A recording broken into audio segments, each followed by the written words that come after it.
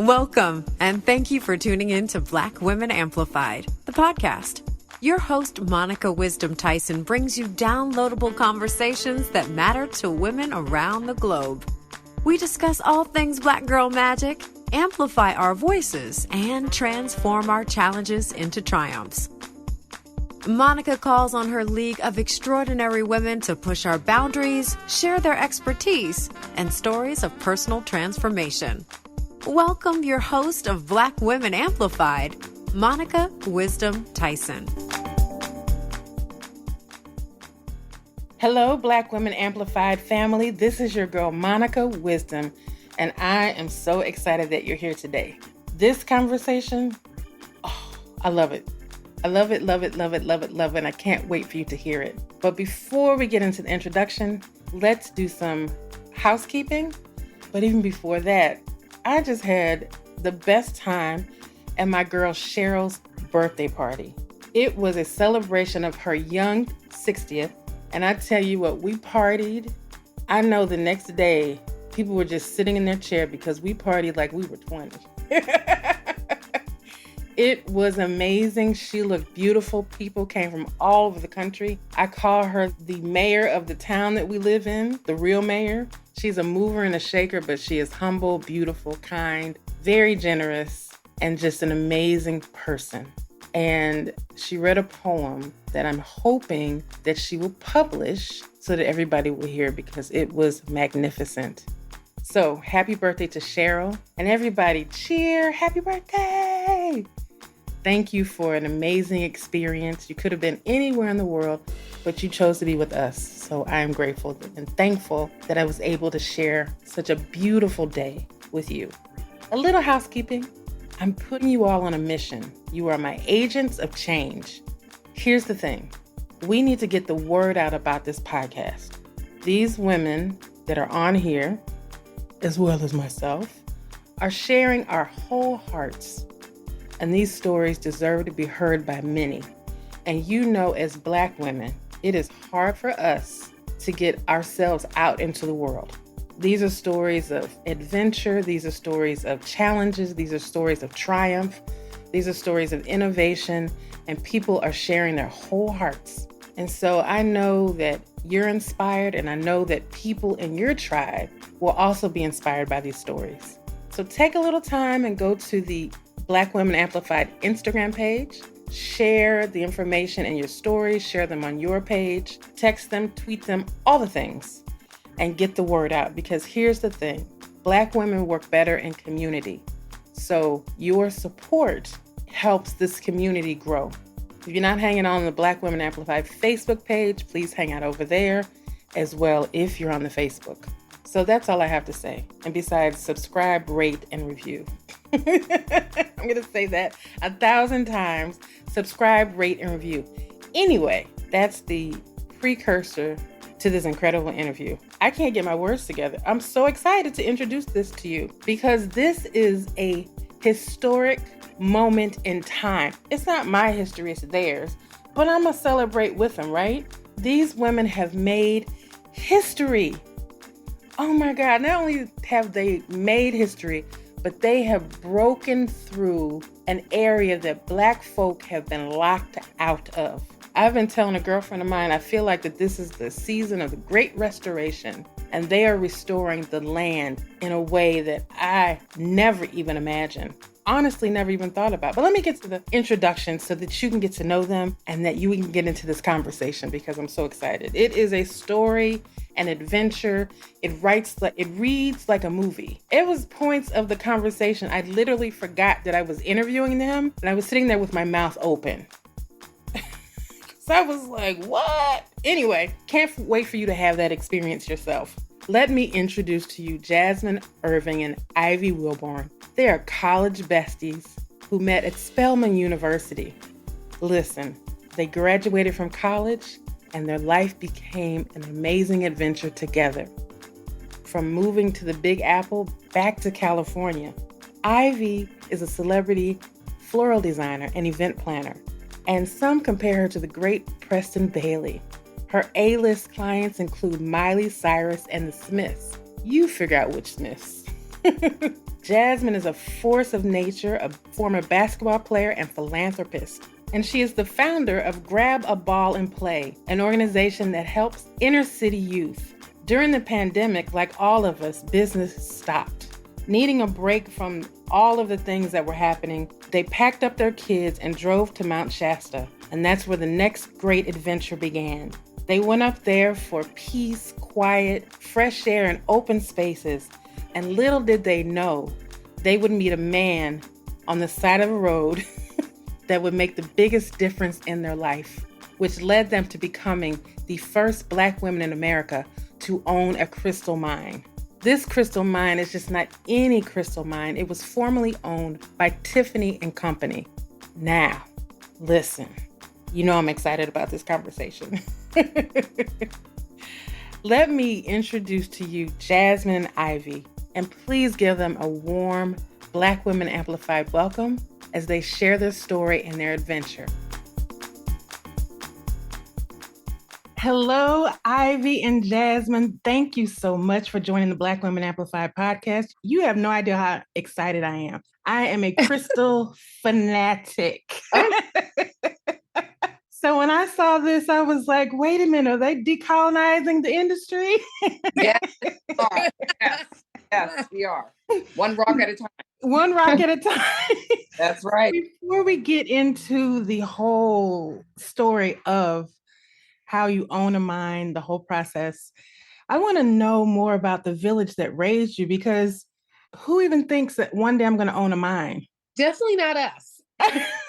I used to run nonprofits. Ivy used to be a celebrity event florist. We both always had an independent entrepreneurial spirit to us, but never in a million years did we think we would be miners or mine owners. And that's just how life works. Yeah. Like the universe kind of brings things to you when you're supposed to have them. Yeah. So I think we were just in a place ready to receive, and we received. Yeah. Right place, right time, and right hearts. We were both very open to it. So, and that kind of leads to our story about how we got here. Now, before you bought the mine, were you all crystal girls and outdoorsy people? So we'll tell you the story of how we got here. Okay. We were very much outdoorsy people. We were very much rock hounds. We go to the beaches and, in the woods and pick up rocks and stones all the time. And during the pandemic, we live in LA, and our girls were out of school for several months. We decided to go up to Northern California, to Mount Shasta. He said, we're going to go spend a week in the woods. And we rented a cabin and we packed up the minivan and we drove up to Northern California. And so we were going to waterfalls one after another. And we were on one waterfall and we see a Black woman. There are very few Black people in Northern California. In this area, yeah. Especially in this area of Northern California. And she was an older Black woman with her niece, and they were walking away from the waterfall that we were going to. And this is in the height of the pandemic where everybody has their masks on outside. And, we were okay, we gave her the nod and she gave us the nod, and she stopped and we said, hey, how was the waterfall? She said, it was great, but you've got to go to this other waterfall. It's called Bernie Falls. And, we were okay, and she's like, no, you've got to go to this other. Yeah. So we're like, okay. Our day, and we look up the waterfall and it's like 2 hours away. And we're like, you know what? Tomorrow's our last day. We'll go tomorrow. And went home and got up the next morning and made the 2-hour trek to Bernie Falls. Well, we're about about a mile away, Bernie Falls, and there's a man in the middle of the road and he's waving his arms. And so we slow down and, we roll down the window and we were like, are you okay? And he said, no, I hit a deer.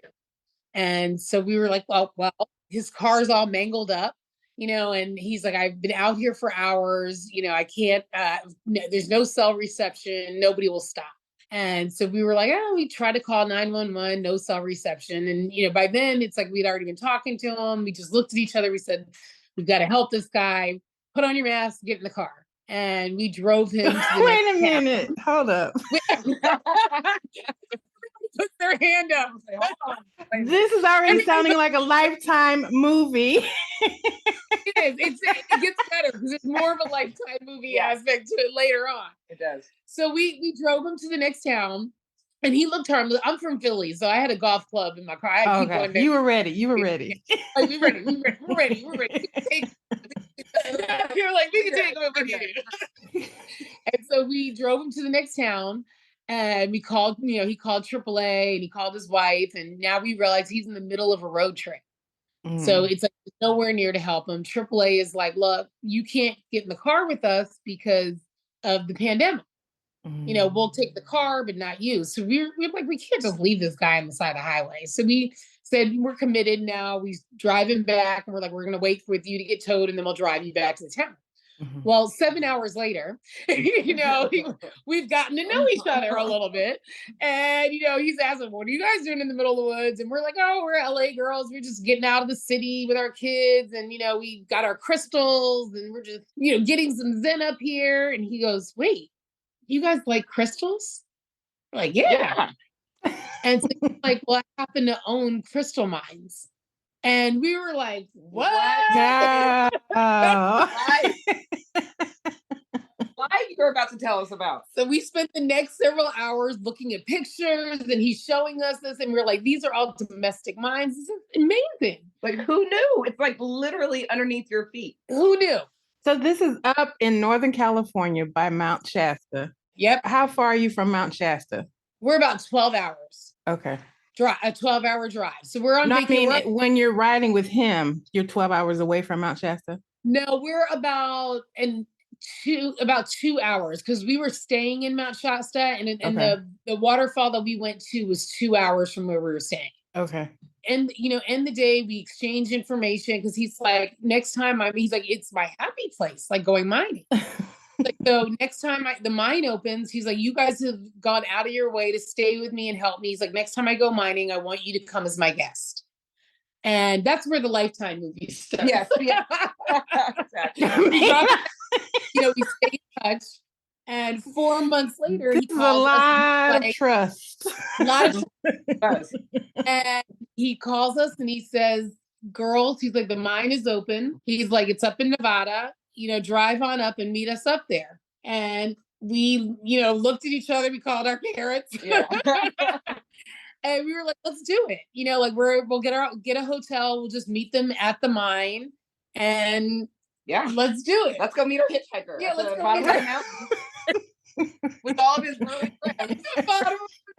Yes, with all of his mountaineer friends. Let's go meet him. Now, you all were the only Black folk on the excursion. For miles. Okay. For miles. And so we drove up there 4 months later, and we got up to we get into a vehicle with them, because you can't drive the minivan up the mine. You need a 4x4. We get into the car with them, drive all the way up. It's like a 5-mile ride, and you get to the top, and it's like the most breathtaking and beautiful place that you can imagine. There's crystals all over the ground. It's like, it's a very small private operation that they run. So you're up there with about like 10, 15 people tops. And we just both fell in love. We both fell in love. And we, again, looked at each other. We've been best friends for 25 years. So, when you look at your bestie and you're like, right.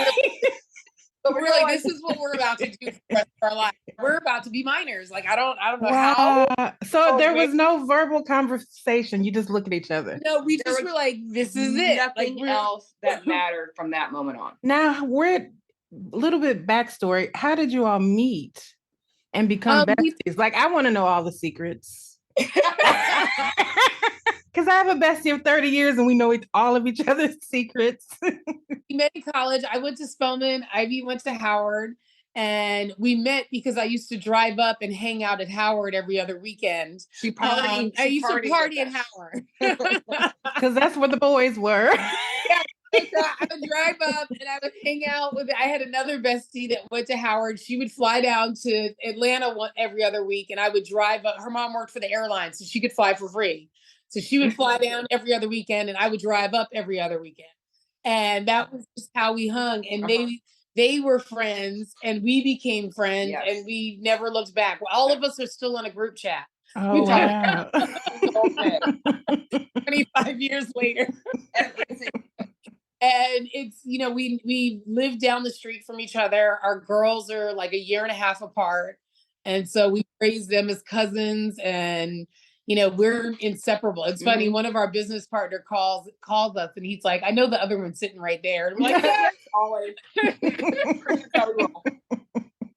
Now, Ivy, you were a celebrity florist. Yes, which is also a thing that I, went for and followed my heart. It was something that I learned back in high school. And I started business then by doing the boutonnieres and corsages for prom. And I had like a little operation in my garage, and my parents were my cashiers, and you were able to like place your order and tell me your dress color, and I would make your corsage for prom. And that's how I started my business. And all through college, I always had like some kind of gram business where I delivered, a turkey basket during Thanksgiving if you couldn't go home. And I always had that kind of business going. And then after college, after working corporate, I decided to follow my heart. Oh, wow. And I had an amazing job. I worked for the Washington Post, and the owner of the Washington Post was my college mentor. And he is the one that pulled me to the side. And because I used to do flower classes in the back conference room for all the employees. That's what we would do during lunch. And he found out I was doing that. And he said, you know what? I think you should follow your heart. He was like, you really, really are good at this. And maybe you should maybe this is something that you could pursue, have your own business. And at the same time, Jazmin was moving into New York, and she convinced me to move to New York City. I'm sure it wasn't hard. It's New York City. We all did New York for a couple of years. We did. And it was the best time. We were in our 20s, and, we all had these great jobs. And New York City, like as 4 Black women, we were like the Black. We were like the Black Sex in the City. We really were. Yeah. I don't want to know the story. Minus the sex part, but we did do the bar hopping. Oh, yeah. Listen, New York is one of those places, the only place I've been to where you come out of the club at 7 a.m, go right to breakfast, and then go to bed. Yeah. Oh, we did a lot. And then you still had the to be able to just go to work. Yeah. And that was your 20s. That's what the 20s were for. And so, I that. And now, what are some of the events that you worked on? It started back in 2004. Okay. And I worked for Will and Jada Smith for at least 18 years, Brandy and Ray J for 18 years, Kim Kardashian for years, Tisha, Campbell, and that whole crew. I do Black Hollywood, basically. I understand. I became their Santa Claus and their like Easter bunny. And so one of my jobs was to come in the middle of the night and stuff the stockings and bring out the big toys. Aww. And, I was kind of a curious person who was always bringing out the toys and baskets. And I would leave bunny print, feet marks coming out of their door, Elaborate. And now, how did you adjust to doing such glamorous work to literally digging in the ground? You know what? Everyone always, they always think it was so glamorous, right? And because I'm going, I know it's hard work. No, I'm going to amazing homes, and I'm able to see these celebrities. But I'm the employee. I work in their home. I have to be quiet, and I have to not leave any dirt, and I'm cleaning, and I'm, and it's frustrating. And for me, it was challenging because I had to come up with these new concepts and outdo every single year, from the last year. They wanted their tree bigger and better than so-and-so's down the street. So now I got to come up with something huge, and different for their. And so it was every year I would get knots in my stomach when the holidays would come around, because I knew I was going to climb those big trees that I dreaded. And this was my first year because of us being able to move into this new industry where I did not have to climb a Christmas tree, and it was glorious. So the pandemic was like a welcome to break. Hard. It was bad. And I was able to say no for the first time. I always dealt with people who were like, well, of course you're going to be here, and one of my clients said, well, Ivy, I don't even know how to do Christmas. They're like, you've always done my Christmas. So how do I even do this? And I'm like, okay, look, you're going to learn today. You are going to learn today, because I'm not doing your Christmas. And I put my foot down and we went full force with this Because I Rock business. And now we are developing it to become the industry changer. I honestly feel like although we're unicorns coming into the room of all these miners and mine owners, we are going to change this industry and make it one of inclusion and empowerment.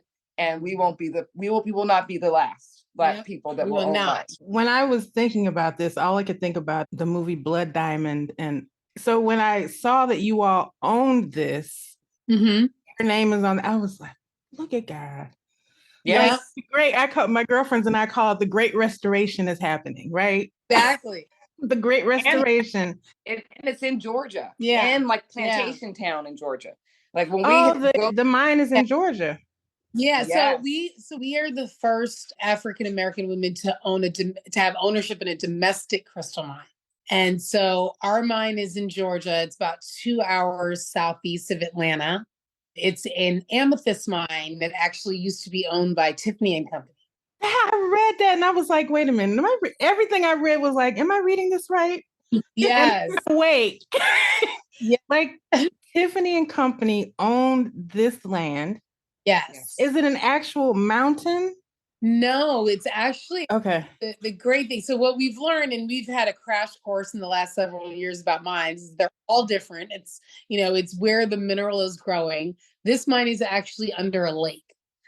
And so twice a year, we drain the water out of the lake into OSHA approved retention ponds. And we go down there in the bottom of the lake in the mud and mine in the mud and in the basin of this lake. And this lake is in like the backwoods and, backwoods of Georgia. Downtown. Backwoods of Georgia. Very like, it is not Atlanta. So how far is it from Savannah? 2.5 hours. So it's right in the middle. It's about 2.5 hours from 2.5 hours like southwest of Savannah. And it's 2.5 hours southeast of Atlanta. I'm real excited right now. You have no idea. Like literally, I have crystals everywhere. I love that. I love it. We'll have to send you one from us that you can wash. Oh, we do. Listen, we let you. I would be like a little kid. Christmas. I was out with my best friend the other day, and there was like this outside venue that had little vendors, and there was a table with all crystals. And I was right behind her, like I'm sure you all are. And then suddenly, I guess she felt me stop.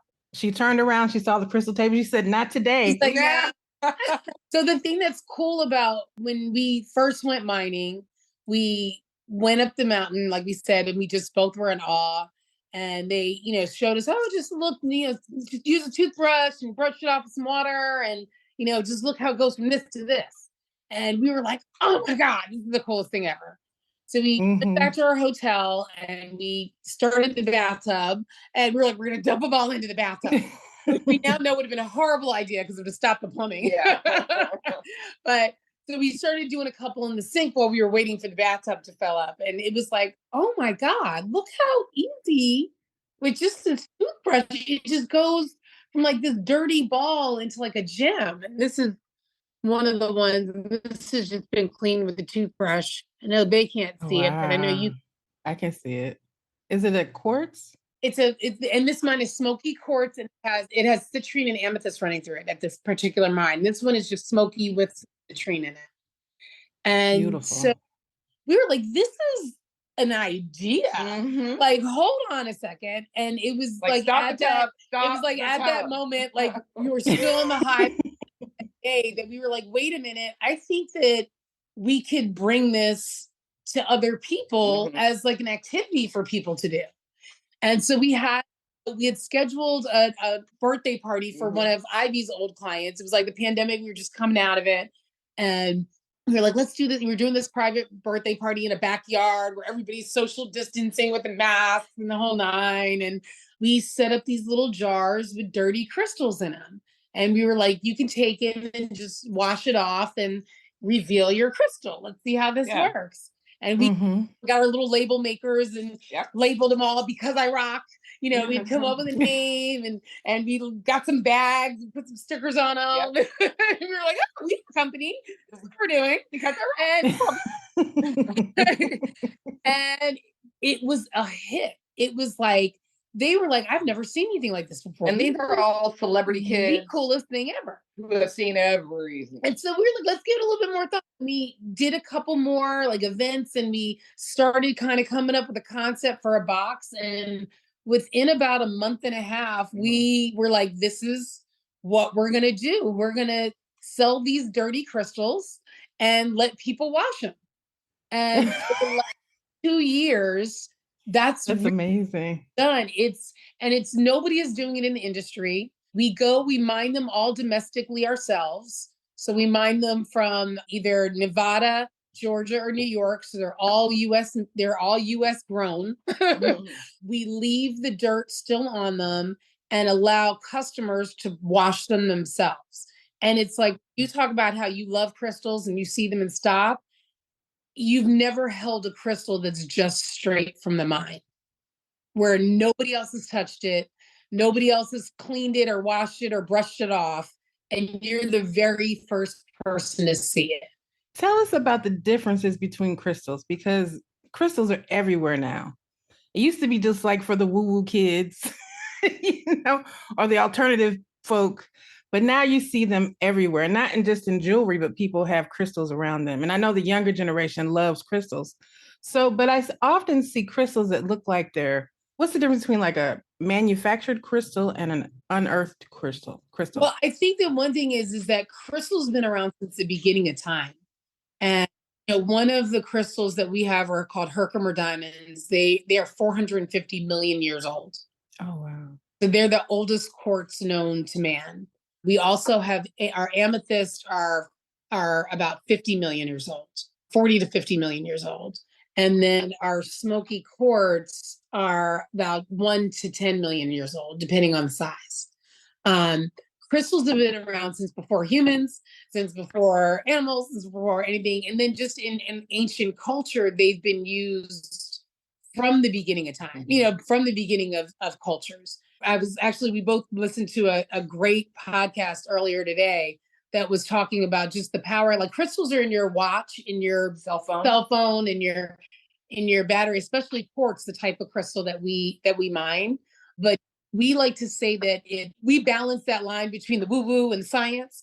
We do a lot of school presentations where we really focus on the mineralogy, and how it grows and where it grows and what conditions need to be right for it to grow. But in our belief, it's that they're living and growing things just like you and I, and just like plants. They give off energy, and they have a frequency. And when you align your frequency, or when you use your crystal to help your frequency align with what you're focused on, then that's how it empowers you. It's not like a magic amulet or a token that, I'm gonna carry this one, I'm gonna get rich. People, which one do I need for money?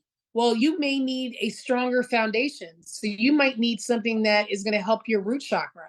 You might need to be a better orator. So you might need something that's going to help your throat chakra.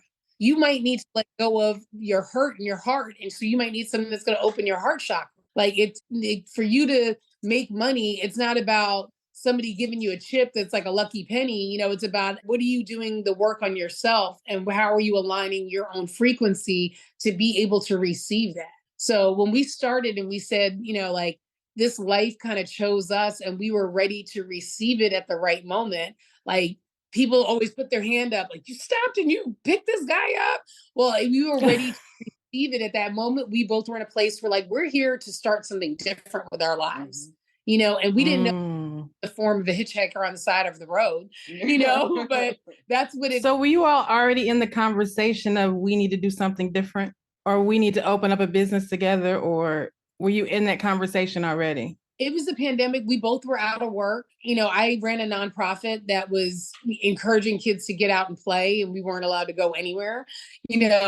Ivy's, clients, it's the same thing. We had to do social distancing. So it was here and there. We might be able to get a little something, but it was, at the most part, for two independent people, we were out of luck, and so it was really a time of, like, what are we going to do? How are we going to start making money? Like, how are we going to feed these kids? And, part of going away was like, let's just clear our minds for a moment. Right. Ironically, before we left, we went to go see our guy that we buy crystals from. And he's like, I'm thinking about selling my business. We were like, huh. We're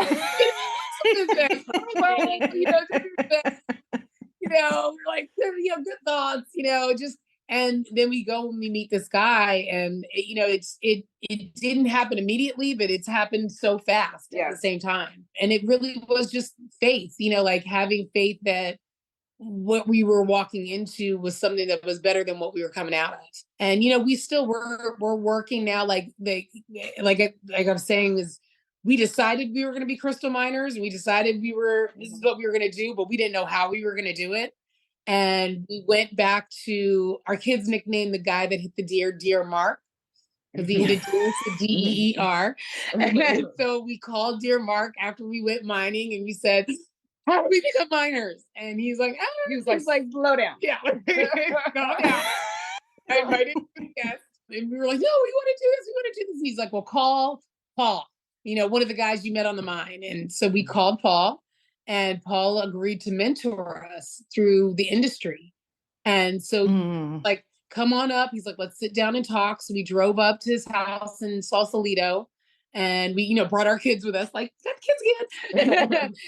Sausalito off of San Francisco. Uh-huh. Nice.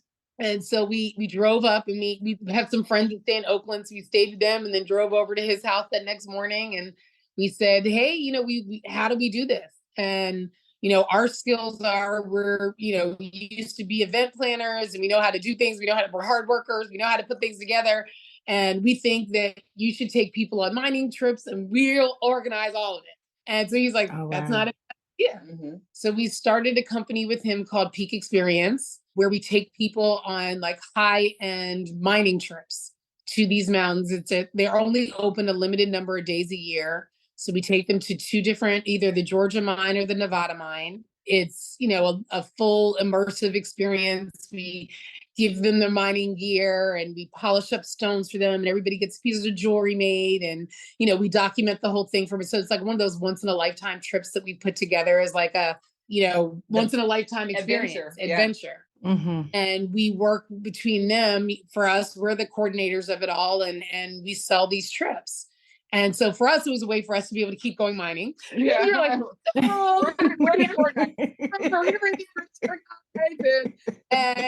but in it, we were innovative. We realized this whole other market that we had started with, because I Rock, really had such legs to it. And so we've worked with them over the last 2 years, which leads us to the mine ownership. Right.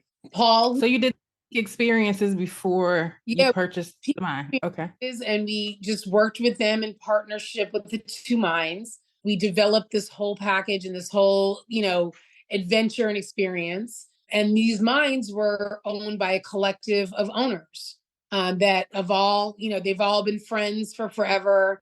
It's a very small collective. They own mines all over the world. They're actually, they're one of the top 6 mine owners in the world collectively. And, we just became like family.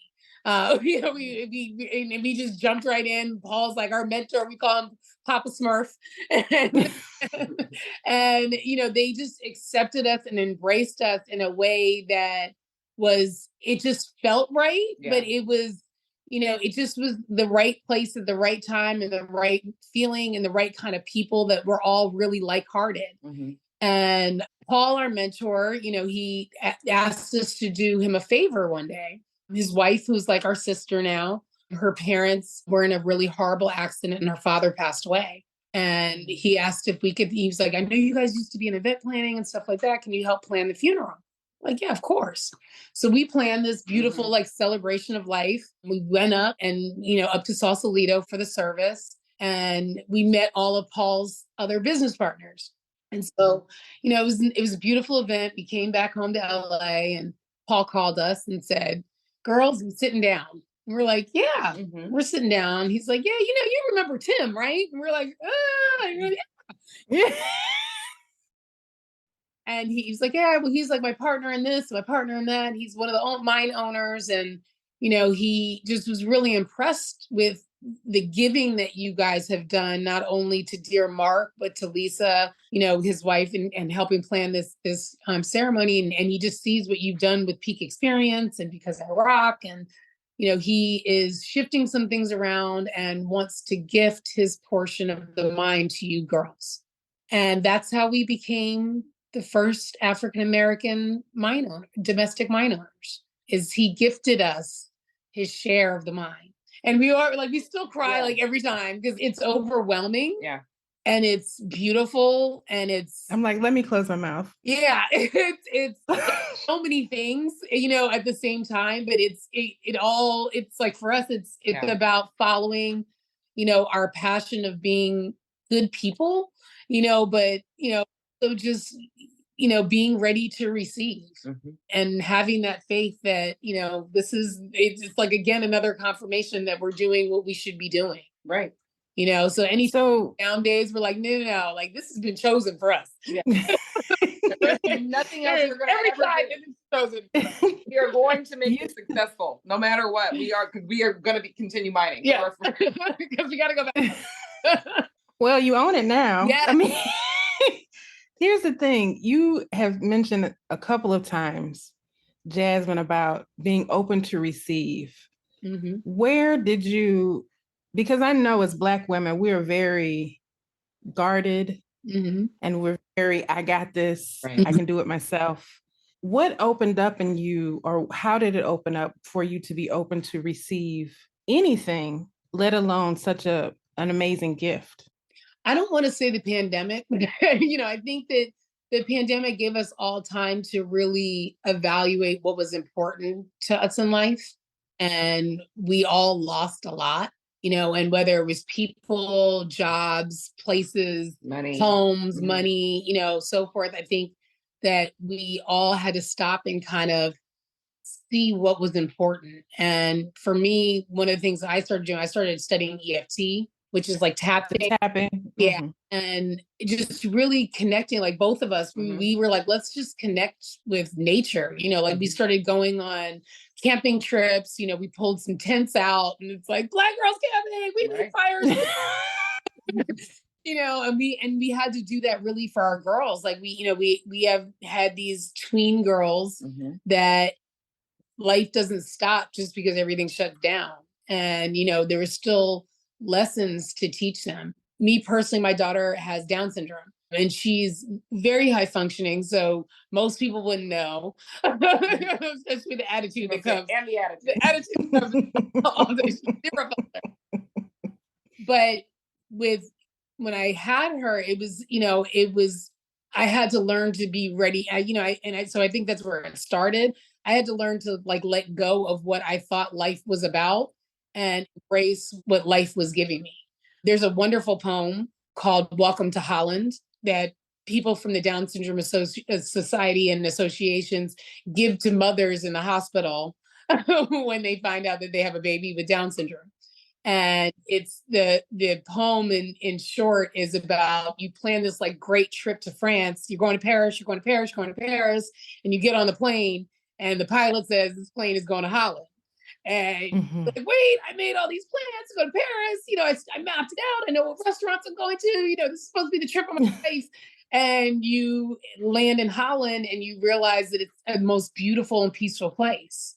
So it's, really about like taking what life gives you. It's not always going to work out the way that you want, but there's so many beautiful things that come out of it. And I wouldn't change anything about my daughter. Like, I'm like, she's my gift. She's taught me so much that I wouldn't have learned if I had not had her, So for me, when I say ready to receive, I think it started with my daughter, but I think it was amplified during the pandemic of like, you know what? Like, again, life is not what we plan it to be. And we just got to make the best out of it. And we, got to enjoy it because we only get one. Yeah.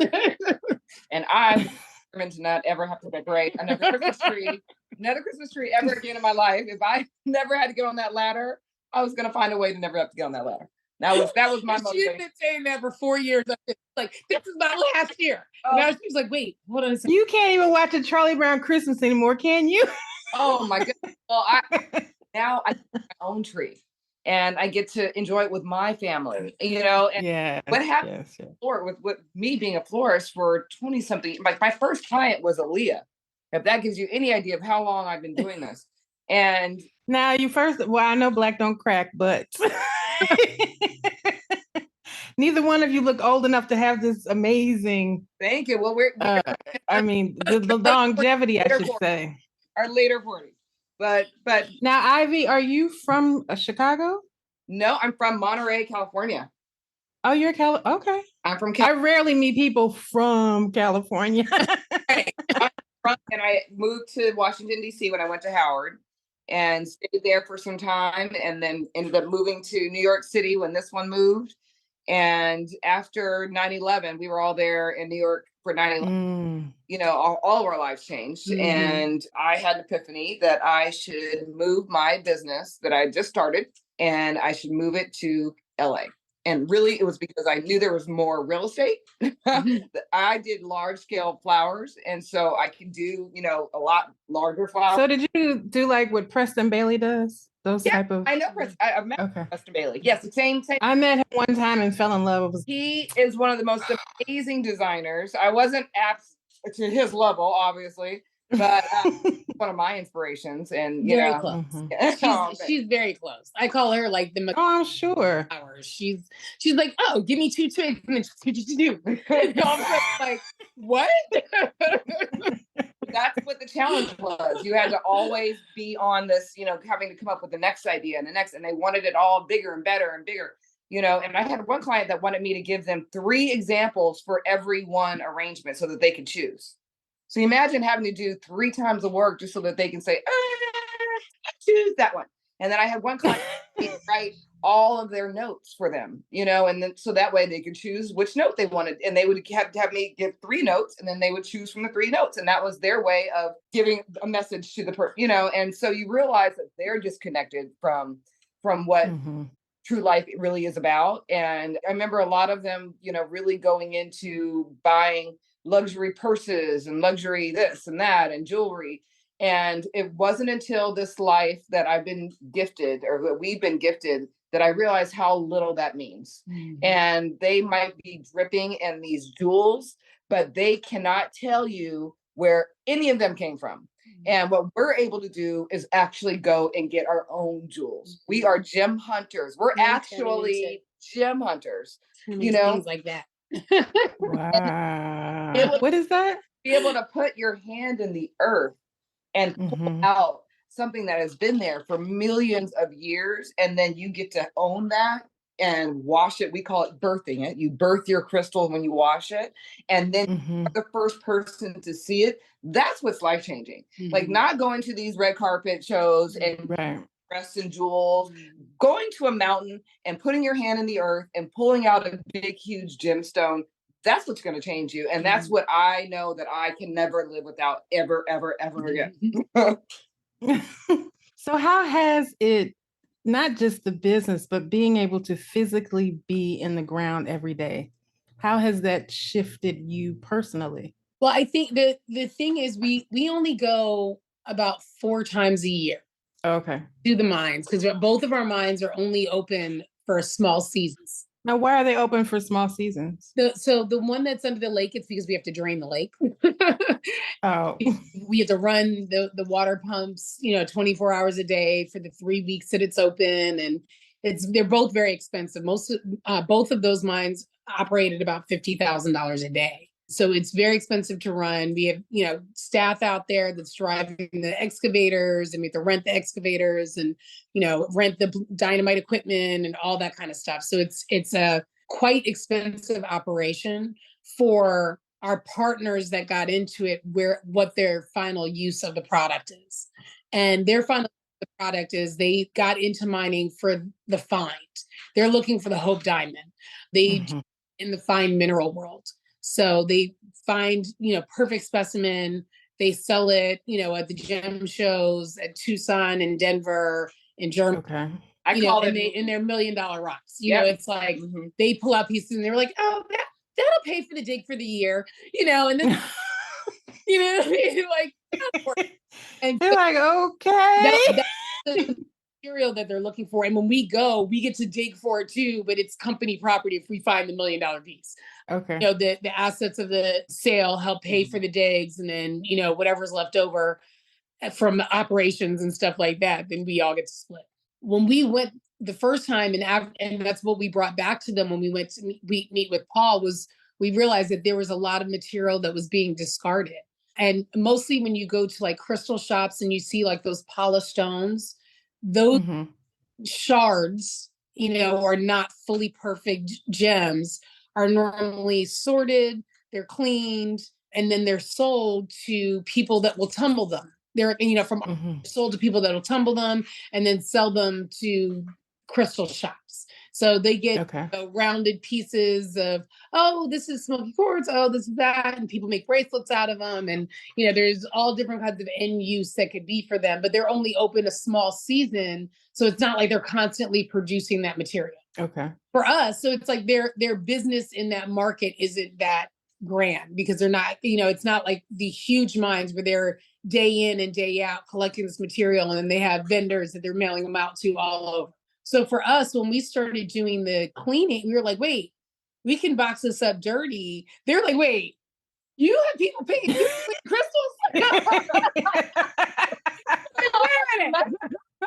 Like their biggest expense. They're like, you know how much money you have to pay to get these things clean? We can sort them, and then you gotta do. So it's like they were like, you guys are genius. We were like, wait, look, it's such an experience that people don't get to have, and nobody else is doing it. Like, not be the first people doing it. And so that, like, for us was like, we're doing something different.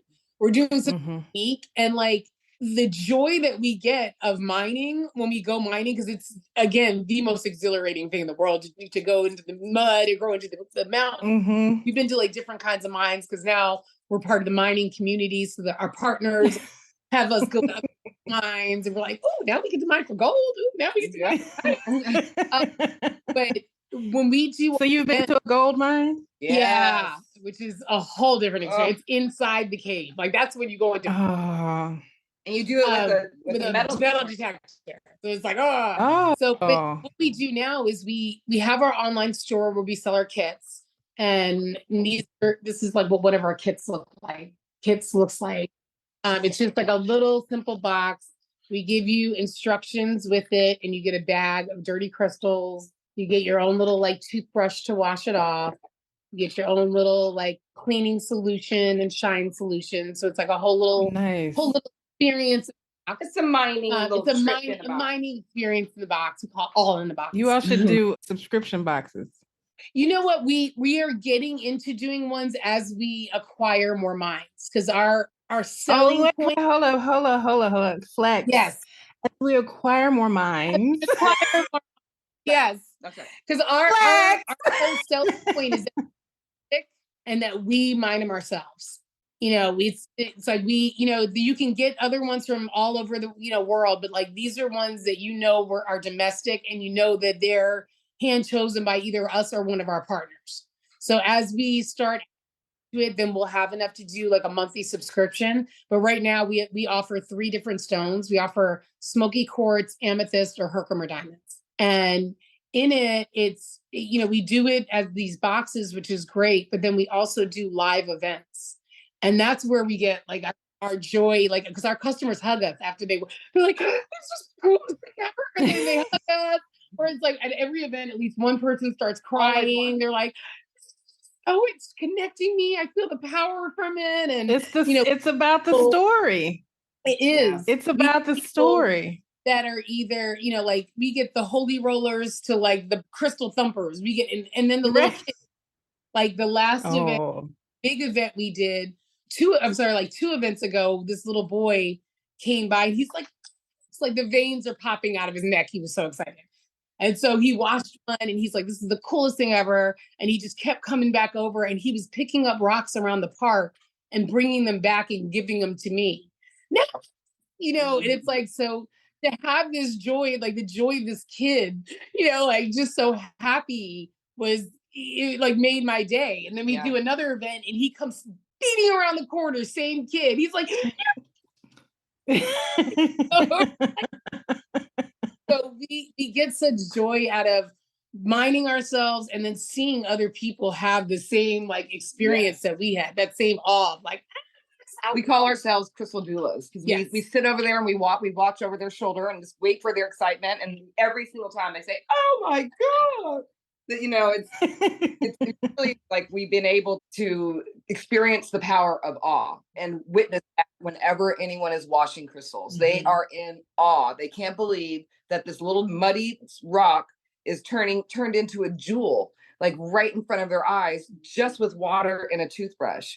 And having that experience, being able to sell that experience from, you know, the smallest kits to doing what we now have is our crystal caboose, which is our little trailer that we take with us whenever we're doing events, which is the coolest thing. It's like a little coffee cafe cart that we go inside and sell our crystals from there, which is our favorite. So cute. You got to check. It's on our Instagram. So when you get off, check our Instagram. Now, does the Crystal Caboose have its own Instagram page? No, not yet, because we just have, and we're right. And we actually talked about that earlier today about doing a follow the caboose. Yes. Follow the caboose.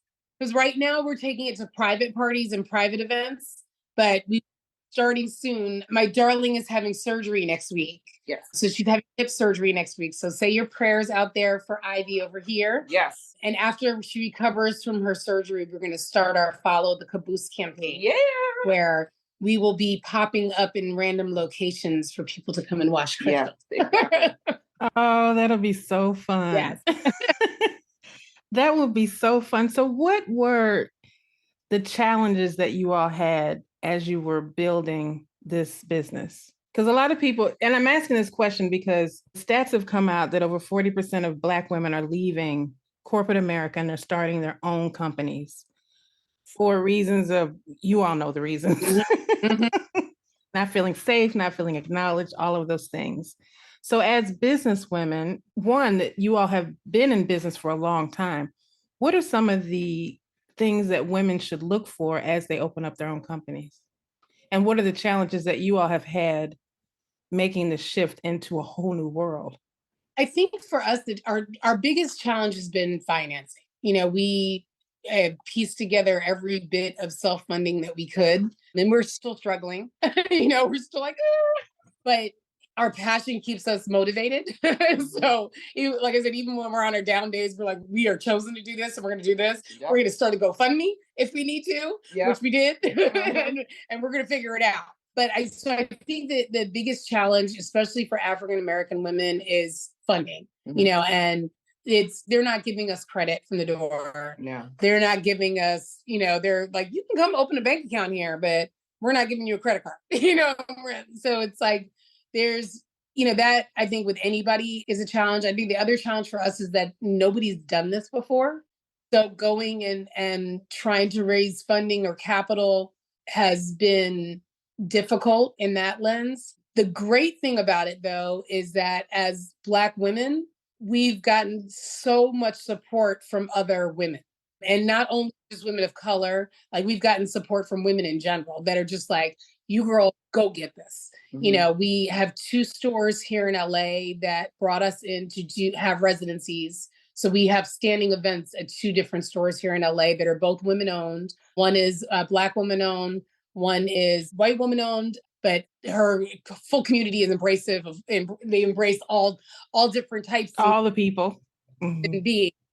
And so being able to have other Black women, and we do events all around the city. Most of them are run by women of color. That we found that support in that community so strong that it gives us such determination to be like, all right, we don't need a big old bank right now. We're going to make this work. You know, we're going to figure this out. So I think that the advice that we try to give, because we've been asked, you know, this question in a couple different ways, is like, build your community, you know, and, you know, like, figure out who has your back, you know, who believes in you. Like, we do a lot of social stuff, and we share social stuff with other Black women and other business owners, women business owners. And it's helped us to propel to where we are and help them to propel to where they are. Because it's like, it's good to know somebody has your back. We both are HBCU grads. So, reach out to our community. Like, look, come on, y'all. Like, we need to stick together. We need to support each other. And then also use as many free resources as you can. Mhm. There are so many programs, government programs out there that you can tap into. We've been using SCORE, which is score.org, and they match you with a mentor. Mentor's job is to teach you how to do it. Like, they won't make the contacts for you. They're going to teach you how to write the right press release so that you can get a lot more, pub. And then, we do a lot of putting ourselves out there. We call the radio stations, we call the TV stations, we send out as many, alerts about what we're doing as we can, because we know that this is a new concept. And no matter who we're bringing it to, we are the first.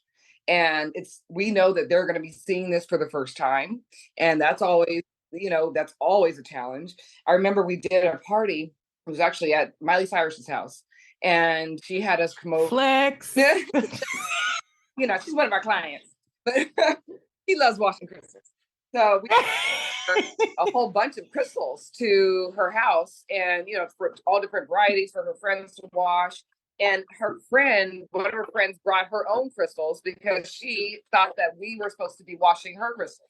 And that was, when she heard she's going to be there to wash crystals, she assumed that that's what that was. And so I call it like the Xerox effect. When Xerox first started making copy machines, people didn't know what a Xerox was, or like what a copy, it's like, so you had to explain, and they had to give a demonstration. And you can't walk around selling copy machines by carrying big copy machines. They used to be huge. So it's like we're stuck in that same dilemma of like explaining to people what it is. We've gotten better at it. We've gotten better at it. We've gotten better at like our elevator pitch. Our live events, people can't leave. Everybody else is shutting down, and they have to come over and be like, girls, it's time to shut down. Like, I know you still have customers, but we've been trying, we've been working over the last 2 years really to develop it into something that we don't have to be in front of you telling the story for you to get it. And sent boxes out, or, people that have received boxes. We just got an email yesterday from a mom that said that someone bought one for her daughter, and how cool was it? And now she wants to do a party. She's like, this is the coolest thing ever.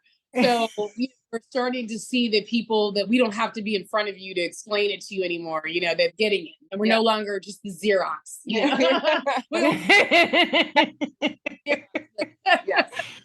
It's like the computer. It's like, what is this thing? That's what you should say. We're the internet of crystals. Yeah.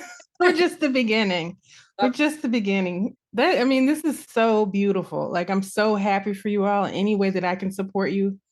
I'm in St. Louis, but any way that I can support you, please reach out. I love to see Black women win. Yeah. Thank you. Especially in an arena that I don't want to get into power to the people conversation, but an arena that we've been locked out of. Yes. Mm-hmm. And see that someone said, I'm going to open the door. Yeah. And let these young women in and let them do what they need to do. And you all have already innovated with your experiences. You've already innovated the industry. Mm-hmm.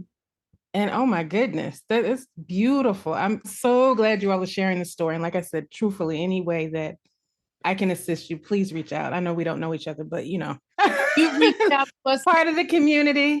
Sisters in spirit. And we're going to mail you a crystal. So you have to give us your address so we can mail you a kit. Oh, definitely. So you are still challenged in financing. Mm-hmm.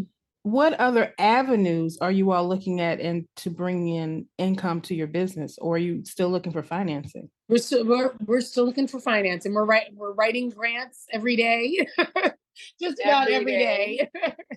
We are doing grassroots just with GoFundMe and tip jars. We've put together a pretty detailed plan that we're working with our SCORE advisor, starting with venture capitalists. Just trying, and then we're hustling sales every week at events. Right. We're doing, we're still doing right now. My whole entire car is parked outside, filled with stuff from our life. Yeah. So we're hitting from all angles. We're hustlers. At the end of the day, that's how Black women. That's what we are. We want to make it work. We're moms. we're going to listen. That's why they call us magic, because they're like, how did you do this? I don't know. You just had to do it. It wasn't a choice. Exactly. So we've been approached by a lot of different people that are like, oh, are you guys looking for investors? Are you guys looking for this? Are you guys looking for that? Like, how do we get into mine ownership and things like that? So we've been, approaching conversations, but our ultimate goal is to be able to raise the funds and, keep ownership of the company and grow it, and then be in and have something that we can hand down to our kids, and, a legacy for us. It's something that, we can pass on to our girls and be like, now you guys are mine owners too. Oh my goodness. It's like Little House on the Prairie. You're starting with the bare roots, and then eventually you all will be Tiffany and Company. That's what we're going for. You get it. I always tell people, I'm like, be careful with investors though, because it's not always as beautiful as people think it is. Yeah. And that's like, it's great right now to get capital, but 5 years later, then you're going to be, it's, you all know, you've been in many industries, you've seen it. So as much as you can do on your own, and I know that's hard to say, and especially when you got mouths to feed. Yep. That's the avenue that we're trying to go, because and that's something else we discussed early on, is that we want to retain as much ownership as we can, because that's how you win, That is how you win, because if you look at Walmart, they're still a family company. Yeah. They are still a family company. So what is next for you all? Oh, it's funny, when we sent our plan to our mentor, he was like, woo, that's a lot. He was like, so this is like the 20-year plan? And we're like, yeah, So I think we have enough on our plate as far as what we've laid out we want to do. Right. Mm-hmm. The Crystal Caboose was kind of our next big move, is getting this, and it's the cutest little thing. 5 years down the line, we want to have a fleet of them and be franchised in other cities. We, have our, flagship location planned out of how we want to build it and what we want it to look like and all of those different things. But, I think it's a 10-year, I said maybe it's a 15-year plan, not a 20-year plan. Eventually, well, where you all are going, it might be next year. Yeah. We do a documentary style show about, we've come up with a concept called Mining Her Business, to show like Black women in the mining industry, even just women in the mining industry. We have a couple other friends that we've met now that are young women that are, top tier, either mine owners or, top office of mine owners that are young. And we all go mining together now. We're like, girl. So, I think introducing this world and this industry to people in that aspect not only helps our brand, but it educates people on, you can be doing this too. So we have a lot of plans in the future. A lot of plans. And it's disruptive, because we tend to teach our kids, go be a doctor, lawyer, baller, all of those top 5 professions. Mm-hmm. But when you talk to the people who are billionaires, they're like, oh, I just make widgets. Yep. Yes. I manufacture widgets. You do what? I make, the little tip of the tennis shoe. I make that. Yeah. And we're worth $20 billion. It's like widget world is where it's at. Yeah, exactly. So this is beautiful. I have one more question before we go. I could talk to you all forever about crystals, but I know you're busy doing your business. So I always ask everybody, what is your Black girl magic superpower? Oh, that's a good one. I think we have, I know personally, I think I can speak of your superpower. Okay. You have a very kind heart. Oh, thank you. Yes. She's a very kind-hearted person. Like, she kind of is the warm person in the room that everyone gravitates to. And not to say that I'm not kind-hearted. No, she's very kind. She's very. But that's what I recognize most about you, as being your superpower. And that's why everyone gravitates around you. You're kind of like a glue. When 9/11 happened and we were all in different places all over New York City, and we all had to make our way through, the horrible day that we all experienced, we all ended up on her doorstep.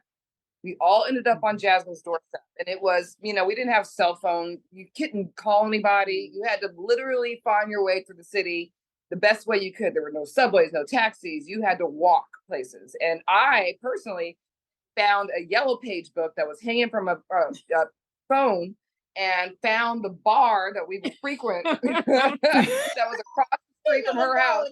There was a bar that we would go to all the time, and it was across the street from her house. I was like, if I could find that bar, I can find her apartment. And I found the bar in that yellow page book, and I remember walking up to her building, and then I had to find the apartment because I didn't know which one it was. And finally, the door opens, and it was like an episode of This Is Your Life. It was all of our 20 people, friends from, college and before college, after college, old boyfriends, old girlfriends, it was everyone. Baby mamas. All the baby mamas. All the baby mamas. Right. And we all ended up on your doorstep, and that was for a reason. So. Mm-hmm. And I would, that is magic. Is Ivy brings people together. She likes to call herself the party starter. A little bit. She likes to call herself. I am. And I think that's why we're yin and yang, because we both our yin and yangs work with each other to draw people in. Right. Ivy's the type that she's gonna make sure everybody is having fun. Yeah. She's also gonna make sure everybody has a blanket at the end of the night. Yeah. She's like the mom in the group. That she's like the cool. She's not like the mom. She's like the cool auntie that's like fun, but I'm not gonna let y'all get in trouble. Like I'm gonna everybody at the end. You're the one everybody calls before they call their mama. Exactly. Love it. There's auntie, because I'm like, look, when you get in trouble, call her. Yeah, she'll come get you. I will. She'll come get you. She'll tell me everything, but she'll tell you she won't tell me everything. And that's the agreement that we have. And oh my goodness, our other superpower is that we believe in ourselves to no end. Yeah. There is nothing that will keep us from getting this business, to the place that we want it to go to. There's nothing, and we both know that. And so when you have that, and that's your driving force, you get up every day knowing that your business is going to be successful, then it kind of makes you're not working at all. Like we're living the dream. It's funny. I saw that. I actually reposted on my personal Instagram today. It was this experiment where a guy was holding a tuning fork, and it was a tuning fork for like 412 hertz. And he held another tuning fork next to it that was like 500 and something hertz, and he banged it and nothing happened. And then he held up a second tuning fork that was also 412 hertz. And when he hit it, the ball started bouncing off of the other one. And the whole idea was that when two things are in line and in harmony, like other reactions can happen. If your frequencies aren't on the same line, then it's chaos. It's like stillness. But for us, I think we work so well together that it's like it's just moving us forward. Like it's clearing the path for us. It is. Yeah. It is. The door swung open and we simply walked through. Yeah. That is, I'm sitting here because I'm thinking you're like, oh, we had to go get finance. And you're like, no, it was a gift. It's really beautiful. One, that you were in the space to receive it. And two, that he was in the space to gift it. Yes. Especially when you're talking about a cultural chasm. Yes. And financial chasm. Person third removed from the person that we picked up. So this was not be rescued. This is not the person who be our mentor. This is he just met you at a funeral. Yeah. I was like, oh, by the way, here you go. Yeah. Yes. And now we're like, oh, he was watching us. And I think that's also, for us, it's motivation because it's, somebody's believed in us, and all believed in us. And, it's not that we have anything to prove to them, but when you have that power behind you, you're like, well, I've got, we can't just take this opportunity and let it flop. Like we've got to make it work out. We're gonna do it. We're gonna do it or die trying. Yeah. That's it. That's how you do it. Yep. Because clearly this is what you were. Everything was in place for it to happen. This life shows up. You didn't have to find celebrities to get the experience. You have that. You didn't have to find, a way to do it. It came to you. So everything, not only did you receive it, you attracted it. So that, and both of you were glowing. So I already know that you're magical beings. Well, I have thoroughly enjoyed this conversation. You are welcome anytime to come and chat with me and tell your friend the beautiful artwork is amazing. I know. Thank you. Lita Rolls. You can look her up. She's fantastic. I mean, she blows us away. But I have to tell you, this has been a very inspiring conversation. It is a exercise in trust and faith, and you all have passed the test. Thank you. And the fact that you said yes, because we often say no to what we've been praying for. Yes. And I'm really, really inspired. And I'm so grateful that you all said yes to me. Yeah. So thank you. Thank you. Thank you. Thank you. I really appreciate it. Thank you. You are welcome. So are you going to go dig in some dirt now, or? Well, we're going to daily wash. We get to wash 2 crystals a day. That's what we allow each other to wash. So we'll wash. Can't get high supply. You're only allowed to do 2 a day. Otherwise, you'd be there all day. All day. Very, very. Well, now we started videotaping it so that we could at least use it for social. Because before we were washing, I'm like, they were like, hold on a second, maybe we could videotape these. So we got about making our habit productive. Yes. That's amazing. Well, thank you again. I appreciate you all being here. Thank you. And like I said, you are welcome anytime. This has been a beautiful conversation. I can't wait for you all to hear it all done up. Look forward to it. And send you a box. Send us your information so we can send you a box.